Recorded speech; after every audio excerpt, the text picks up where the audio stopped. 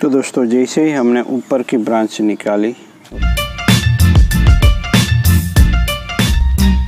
और यहाँ देखिए जैसे ब्लास्ट हो चुका है, कोई डाईबैक नहीं। अब यहाँ हमारे एक जिम्मेदारी होती है कि जो ज़रूरी है वही शूट्स को रहने दें और डिस्टेंस मेंटेन करें एक दूसरी ब्रांच के साथ। तो यहाँ कहीं हमें एक ब्रांच चाहिए, तो ये भी निकालना होगा। यहाँ सी कर्व के अंदर यहाँ एक है, तो ये भी नहीं चाहिए हमें, ये चाहिए हमें। तो यहाँ ये नहीं चाहिए, यहाँ कोई नहीं चाहिए हमें। तो ये ब्रांच ग्रो होने देंगे हम, यहाँ ये होने दे सकते हैं, मगर ये भी पैरेलल सी दिख रही है, मगर अभी के लिए रखते हैं। और यहाँ एक पीछे है, वो भी एक ही प्लेन में आती है, तो इसको निकाल देते हैं। तो इस तरह से हम ब्रांचों को मिनिमाइज कर सकते हैं।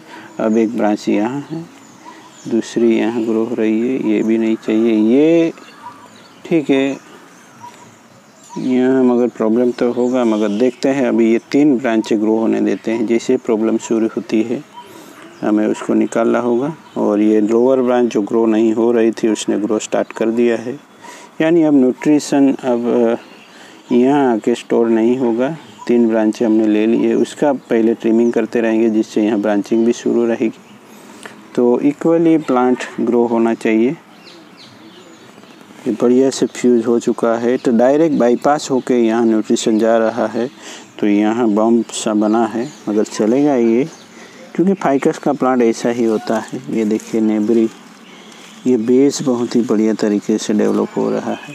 अगर यहाँ कोई डेवलप नहीं होता तो हम यहाँ कोई और प्लांट यहाँ से उसके साथ स्टिक करके बढ़ाएंगे। तो चलिए, तो जैसे ही हमने टॉप ब्रांचें निकाली, यहाँ से देखिए 3 ब्रांचें रखी थी हमने केवल। अगर हम ज़्यादा ब्रांचें रखते तो यहाँ मुश्किल हो सकती थी, रिवर्स टेपर डेवलप हो सकता था। तो हमने केवल 3 ब्रांचें रखी, ये तो थी ही। तो इसकी जितनी थिकनेस बढ़ गई नई ब्रांचों को देखिए, तो ये अभी भी ऊपर ज़्यादा न्यूट्रिशन ले रहा है। तो ये ब्रांच हम ट्रिमिंग भी कर सकते हैं। तो अगर हम ट्रिमिंग नहीं करते हैं इस ब्रांचों को, तो ये ब्रांच फिर से वाइगोरली ग्रो करने लगती है और नीचे की ब्रांचों में कम ग्रोथ मिलने लगेगा और वो डेवलप नहीं हो पाएगी। तो इसलिए इन टॉप ब्रांचों को मैं निकाल देता, यानी ट्रिम कर रहा हूँ। यहाँ देखिए वायर बाइट की भी शुरुआत हो गई थी। तो इतना स्पीड में ग्रोथ होता है अगर आप ब्रांचों को वाइगोरली ग्रो होने देते हैं तो। और नीचे मैंने कुछ पुरानी सोइल से मल्चिंग जैसा कर दिया है, जिससे ये प्लांट अच्छे से बढ़ने लगे। अब नीचे की ब्रांचों में ग्रोथ आ जाना चाहिए, जिससे प्लांट बढ़िया से डेवलप हो पाएगा। 10 अप्रैल को हमने इस प्लांट को ट्रिम किया था पहली बार, हार्ड चॉपिंग के बाद। तो अभी ये नया ग्रोथ देखिए कितना बढ़िया हो रहा है। नीचे की ब्रांचों में थोड़ा कम रहता है, अगर ऊपर की ब्रांच ग्रो होती है। तो ये टाइम है बैक बडिंग का, यानी कुछ ब्रांचें हटानी होगी। ये एक्स्ट्रा ग्रो हो गया है, देखिए ये इस जंक्शन में आ जाने वाला है, तो इसको पहले हटा देते हैं, ये अनवांटेड है। और उसको हम यहाँ से बैक बडिंग कर लेते हैं। देखिए यहाँ हमने पहले ट्रिमिंग किया था, बाद में यहाँ ग्रोथ हुआ है। तो अब उसको हम बैक बडिंग करेंगे, यानी अब यहाँ से 2 ब्रांचें निकलनी चाहिए।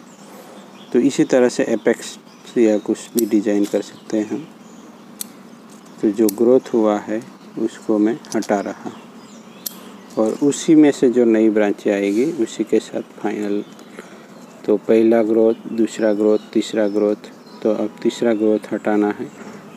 और ये यहाँ अंतर कितना है वो भी ध्यान में रखना है। ज़्यादा अंतर है तो एक ही इंटरनोड रखता हूँ मैं।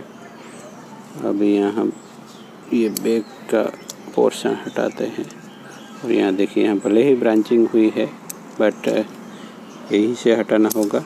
2 इंटरनेट है तो हमें मिल जाएगी नई ब्रांच।